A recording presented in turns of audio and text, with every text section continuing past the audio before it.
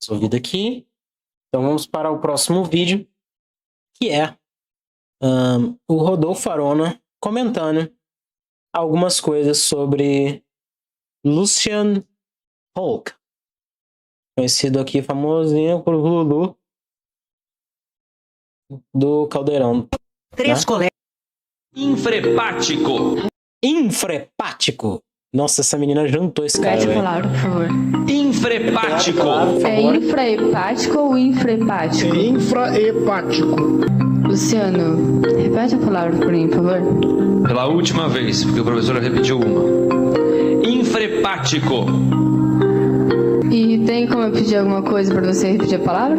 Ela claramente desconfortável, não é mesmo? Então já repeti 2 vezes e o professor uma. Mas a pronúncia foi diferente.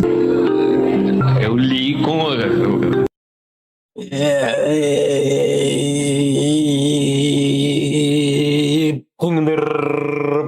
Se for discutir a pronúncia, se a minha é a do professor sempre vai estar certo.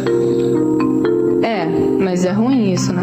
Como que o Luciano Huck virou Mas é ruim isso, né? um dos maiores nomes da televisão brasileira, sendo que boa parte das suas atitudes e falas são questionáveis. Eu lembro quando eu era mais novo fazer a seguinte análise: geralmente o pobre sai da sua casa humilde e vai trabalhar numa mansão. Luciano Huck é o contrário, ele sai da sua mansão lotada de empregados e vai para um lugar mais simples para gravar um quadro de seu programa. Então, quando eu era mais jovem, eu via E isso fazer alguém equilibrar um ovo numa colher na frente de milhões de pessoas pra ganhar a reforma do carro. e tinha a percepção de que ele era um cara muito generoso, na verdade. Pensa só, ele realizava sonhos, Pois fazia a é. galera feliz e eu sempre gostava de ver isso nos sábados. Só que o tempo foi passando, a maturidade foi aparecendo e meu senso crítico foi mudando. Só que quando ele fala sobre algumas coisas polêmicas, tipo escala 6x1, etc., quando ele demonstra a opinião dele, ele não é um cara muito humilde, não. Consequentemente, minhas opiniões também. Vamos lá, mais de 2 décadas, o cara é uma das figuras mais reconhecíveis e mais influentes da história da televisão brasileira. A mídia vai mudando, ele vai se adaptando. Ainda jovem, começou como comunicador na Noite Paulistana e em pouco tempo virou o cara mais zica da Globo. E toda essa relevância faz a gente pensar sobre algumas coisas. Eu tô falando sobre mídia, dinheiro, desigualdade e em como esses conceitos e a opinião pública vem mudando ao longo do tempo. Tá aqui pra vocês um vídeo bastante pedido, então sente-se, relaxe e aproveite. A gente vai entender o início do legado desse cara, porque vendo a história do Luciano Huck, vemos algumas contradições sobre o nosso próprio país. Bom, e já que chegamos até aqui, deixa eu te mostrar que tudo começou muito antes dos palcos. Vamos analisar a construção de uma marca humana. Caceta! Que cena deplorável. Luciano Grossstein Huck nasceu em um ambiente de ideias, cultura e capital. Nasceu em Grossstein?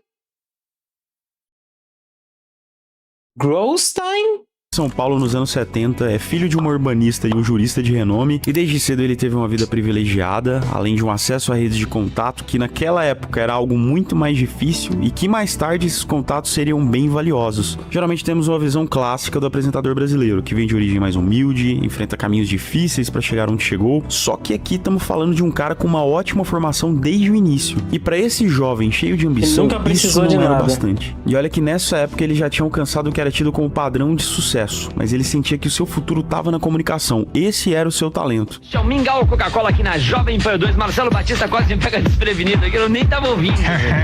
Batista, você chegou agora? Eu cheguei agora e... Desde jovem já se envolvia em projetos de rádio, publicidade, estava sempre na Noite Paulistana, abria bares e também participava de algumas campanhas de marketing. Muita coisa mudou no entretenimento brasileiro no final dos anos 80 e no início dos anos 90 mudou ainda mais. A democracia voltava, a economia melhorava, o que abriu espaço para uma nova conexão. Cara, o que os anos 90 foram pra televisão não tá escrito, porque valia qualquer coisa. Absolutamente qualquer coisa. Com um público jovem, um público mais dinâmico, descolado e bem mais conectado com o que acontecia no mundo, e obviamente ele tinha percebido isso. E ele tinha algumas qualidades que iam muito além do carisma. Ele tinha um bom timing, aproveitava as oportunidades e era proativo. E voltando pro que eu tinha falado antes, ele tinha boas conexões. Ele tava para começar um novo teste e mal sabíamos que isso ia mudar a visão do que é a TV jovem no Brasil, mas antes de ser esse baita artista global, ele já tinha algumas colunas nos jornais, fazia umas participações em rádios e já estava no mercado paulistano, ou seja, ele teve experiência direta com o público e com a sua geração. E essa facilidade em traduzir o que o jovem queria chamou a atenção da Rede Bandeirantes, conhecida como Band hoje em dia, que na segunda metade dos anos 90 já queria mudar os seus formatos. E foi o canal assim que nasceu o programa H. Tudo bem que eu era criança na época, mas eu me considero tão velho que eu realmente lembro desse programa, principalmente por conta de uma específica participante. E olha só, deu certo. O formato era ágil, informal e cheio de cultura pop, música e comportamento. Huck tinha intimidade com a câmera, quebrando todo aquele protocolo de rigidez dos antigos apresentadores de terno e gravata. Ele se vestia igual ao seu público, falava igual ao seu público e, acima de tudo, transformava essas coisas do cotidiano em um produto bastante lucrativo. Muitos personagens criados no seu programa, um deles, por exemplo, citado anteriormente, viraram fenômenos de imensa discussão nacional, que só prova a habilidade de leitura que o cara tinha na época. E ele se destacando assim, é claro que os chefões do mercado iam perceber algo diferenciado nele. Peraí, se o Luciano Huck não fica só lendo o que tá na tela, ele tem personalidade e se vira nos 30. Consequentemente, ele foi de apresentador promissor para celebridade nacional em pouquíssimo tempo. A Band era o prelúdio na sua vida e o resultado final exigia um palco maior, uma audiência não só de jovens, mas de todas as pessoas, todas as classes sociais de norte a sul do país. No ano 2000, a Rede Globo faz a escolha que mudaria sua vida de maneira definitiva. Mas eis a questão, como manter a relevância, trocando todo esse dinamismo da juventude por um público mais familiar? A resposta veio por meio da reformulação completa do seu estilo. Estreia o Caldeirão do Huck, que marcou o início de uma nova era na televisão. O desafio era simples, dominar as tardes de sábado, um horário que sempre foi disputado com outras emissoras na audiência. Vai um parêntese aqui, não é minha intenção fazer um canal de memes ou de humor, na verdade agora eu tô falando bastante sério. No sábado, o Luciano Huck tinha que competir com Gilberto Barros, que simplesmente trouxe a maior dádiva de todos os sábados da história da televisão brasileira. Cassino! Sábado. Ah, meu Deus do céu, eu não gosto desse cara, eu odeio esse cara, mas essa fala em específico, esse único trecho singular da história da televisão, eu amo. Com Gilberto Barros. É Sabadaço. Ai, mano. Cassino! Sério mesmo, isso é muito bom. Nos primeiros anos, o programa mantinha boa parte da sua energia nos projetos. Eu adoro esse único momento da televisão onde o cara falou Cassino! Que já existiam, misturando competições, atrações musicais e humor. Mas conforme o tempo passava, a direção do programa sacou que, para conseguir se conectar com a vasta população brasileira, eles teriam que utilizar de um artifício muito mais sensível, a emoção. Daí surgiu a imagem que temos do Luciano Huck com quadros de transformação e assistência social. Pegaram quadros de outros países e adaptaram para nossa realidade, que deu origem a memes que viraram símbolos da nossa cultura, tais como Lata Velha, o Lar do Oscilar, o Quem Quer Ser um Milionário, e ele tinha o domínio da forma de contar uma história extremamente emocional. Cada história humana era apresentada com uma introdução cuidadosa que mostrava as lutas diárias, as adversidades e a resiliência de pessoas comuns. Então o ápice do programa, sem a gente perceber, não estava na entrega do bem material em si, o carro reformado, a casa reconstruída, mas sim o emocional coletivo, o choro de alívio e aquela sensação de que a justiça havia sido feita pela tela da TV. E por que se for... Aquele famoso final feliz para pessoas tristes, né? Todo mundo quer. O formato funcionou tão bem. O programa supria a necessidade histórica de amparo e reconhecimento da grande mídia de uma população marginalizada, que oferecia algo muito além da melhoria material, mas uma voz, a própria existência. Então o público respondeu com fidelidade por muitos anos consecutivos. Milhões de brasileiros se conectavam àquelas histórias tristes de superação. Só que, além do sucesso de audiência, aconteceu um debate ético e profundo sobre os limites desse modelo de programa. Para entender isso como um todo, vamos fazer uma pausa nesse tópico e analisar a própria televisão. O debate sociológico e crítico sobre a mídia gira em torno de uma linha complexa. O que separa entre dar visibilidade à história de alguém de simplesmente transformar a dificuldade dessa pessoa em um produto de audiência? Pessoal, a gente precisa entender de uma vez por todas a diferença entre assistencialismo, que é algo paliativo para não deixar as pessoas no fundo do poço, de uma distração às custas da vida de uma pessoa mais sofrida. Esse tipo de programa pode, acredito eu, de maneira colateral, claro, reforçar uma visão assistencialista. Casa sem muro?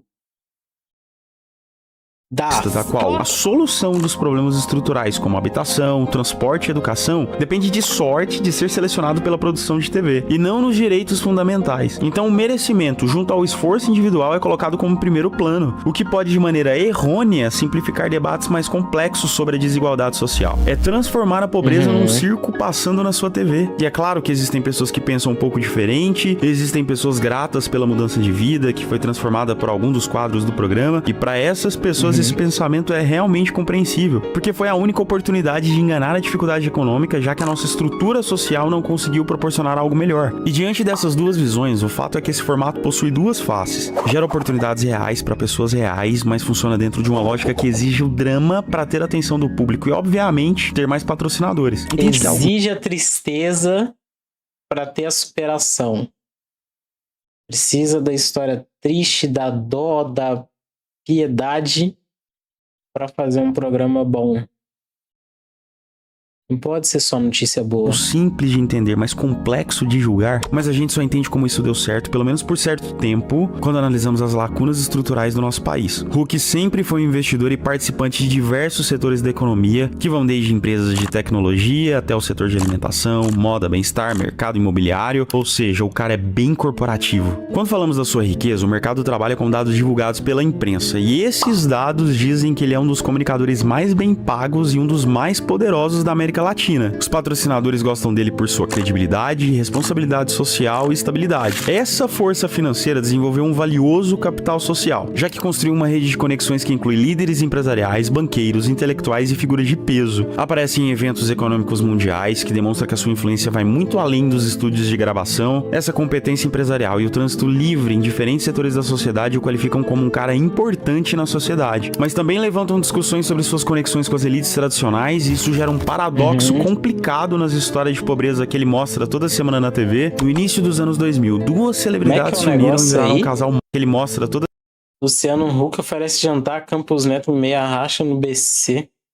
Convidou autoridades, empresários e jornalistas para encontro restrito e disse que a finalidade não é política, mas sim de conversa. Semana na TV, no início dos anos 2000, duas celebridades se uniram e viraram o casal mais falado do Brasil naquela época. Luciano Huck e Angélica, ambos apresentadores consagrados com carreiras desde a juventude, começaram um relacionamento que rapidamente se transformou em um dos casamentos mais acompanhados pela mídia. A constituição da família, o nascimento de seus 3 filhos, tudo foi acompanhado de perto pelo público por meio de revistas, programas de TV e depois pelas redes sociais. Pra gente que tá acostumado a sempre ver relacionamentos de celebridades que duram poucos meses, são cheios de escândalos, o caso desses dois foi um exemplo de estabilidade e um cuidado bem interessante na sua privacidade. A família, obviamente, se tornou um exemplo de sucesso, harmonia... Eu não vou lembrar de nenhum momento denso que aconteceu entre eles. E estabilidade moral. E essa imagem teve um papel fundamental na sua carreira a longo prazo. A sua vida pessoal de sucesso tem muita credibilidade no público e isso ajuda em seus projetos sociais. Ele tem uma vida conjugal estável, é um pai de gente boa, fazendo dele um businessman bastante humano. E essa humanidade traz ele pro público que gosta bastante desse valor mais tradicional. Só que ao mesmo tempo essa imagem de família de alto padrão gera uma distância inalcançável para a maioria da população, porque cria um contraste com a realidade de um povo que tem muitas crises cotidianas e financeiras. Observação, eu não tô falando que é errado em si, eu tô falando o contraste com a maioria das pessoas e como elas não percebem isso. De qualquer forma, essa imagem enfrentaria novos desafios com a chegada de uma nova era com bastante debate ideológico nas redes sociais. E agora falando sobre a sua vida na internet. Tem isso aí também, né? Aí ele mete um louco pra cima do Bolsa Família.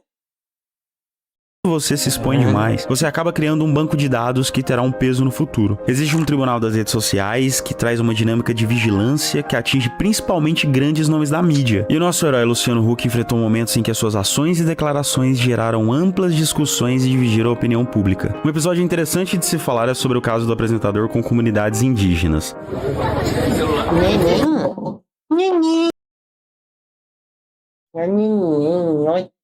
Que pelinho mais gostoso. Amarelo ali atrás. Tira as roupas ali. Tira as roupas ali. Obrigado. Por favor, vou pegar a foto. Limpa a cultura de vocês aí. Eu acho que a gente tinha que vocês aí. Eu acho que menos é a cultura de vocês. Quanto mais não conseguir preservar as nossas cenas sem celular. Porque assim, quando aparece vocês celular, eu acho que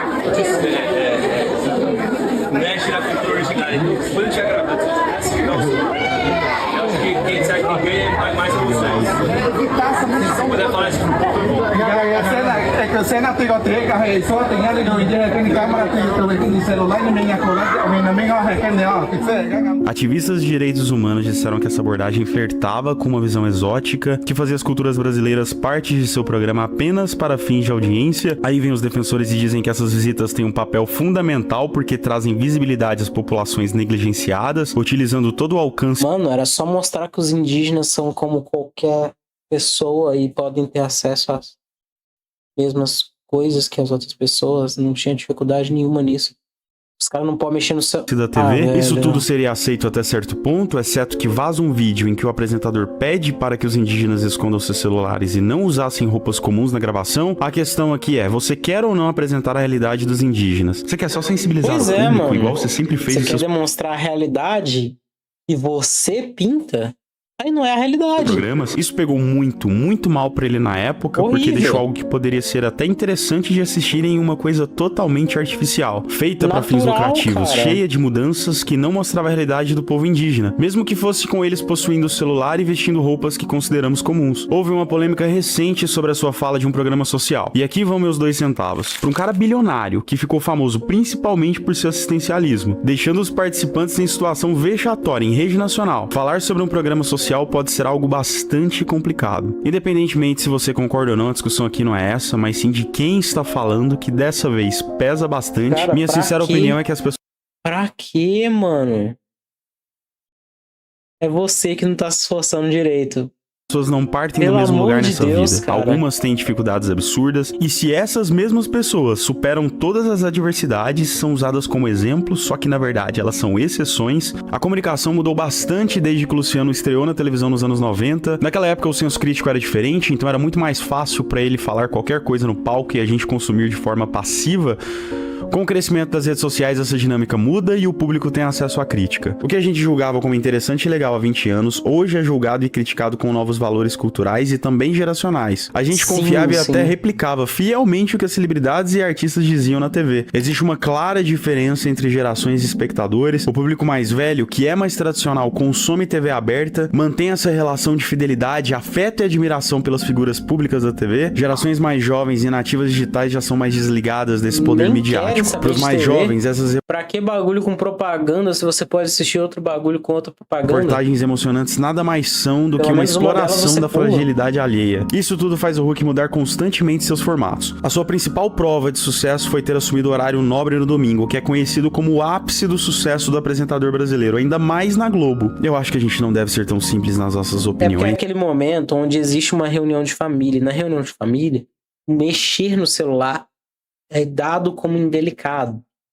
E aí, normalmente, está passando uma programação padrão com algum tipo de entretenimento básico para pessoas que não querem tanto conversar ou que cansaram ou que estão naquele momento depois do almoço. Então, esse é um horário considerado de alta visibilidade porque muitas famílias estão nesse momento de não usar o celular e sim se juntar para ver alguma coisa. Normalmente a televisão é aberta. Analisando a trajetória do Luciano Huck, eu percebo muito resquício da nossa cultura, do nosso jeito de ser e como isso pode ser utilizado. Se é ético ou não, cabe a cada um julgar. Eu só tô fazendo o meu trabalho e trazendo esse vídeo pra vocês para uma discussão. Então, o resumo do resumo da história dele, eu nem acho que deveríamos transformar em algo binário sobre ser um herói ou ser um vilão. Pô, Capitão Loucura, loucura, loucura, aí é brincadeira. Ele construiu sim uma carreira impressionante, influencia muitas pessoas, criou oportunidades reais para algumas famílias e criou alguns debates sobre sociedade, ética, privilégio e desigualdade. Ou seja, uma coisa não anula a outra. Pelo menos enquanto eu tô subindo esse vídeo, ele continua apresentando o Domingão toda semana e vem adaptando algumas fórmulas para manter a atenção da galera. A verdade é que eu nem conheço pessoas que ainda assistem TV aberta, mas eu tenho certeza que deve ter. Meu objetivo com esse vídeo é simplesmente trazer uma reflexão sobre a nossa percepção ao longo do tempo. As coisas que eram absurdas, mas a gente achava que era normal, e como isso pode estar acontecendo hoje, mas ainda nem fazemos ideia. Se você tiver algum exemplo sobre isso, deixe nos comentários. Não esquece de curtir e se inscrever. Certíssimo, cara. Preciso, cirúrgico. Aqui foi...